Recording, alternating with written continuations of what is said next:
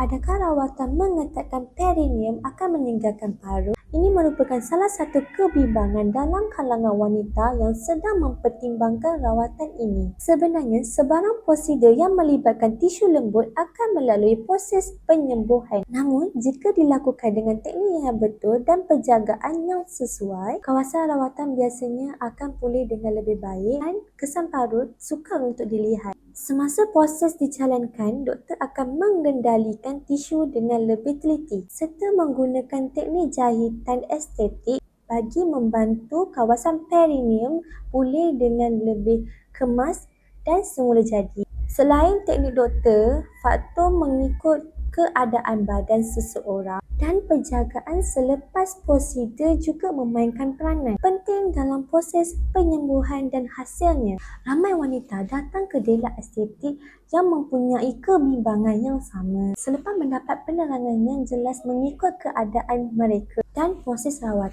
Kebanyakan mereka akan lebih yakin untuk membuat keputusan. Di dialog estetik, setiap proses mengetatkan perineum akan dilakukan oleh doktor pakar yang berpengalaman dalam sekitaran steril dan mengikut piawaian perubatan. Ini membantu menyokong pemulihan yang lebih baik dan estetik yang lebih memuaskan. Jika anda masih ragu-ragu ingin mendapat penilaian secara langsung tentang keadaan anda, sila hubungi kami untuk mendapat konsultasi peribadi yang lebih sesuai mengikut keadaan anda.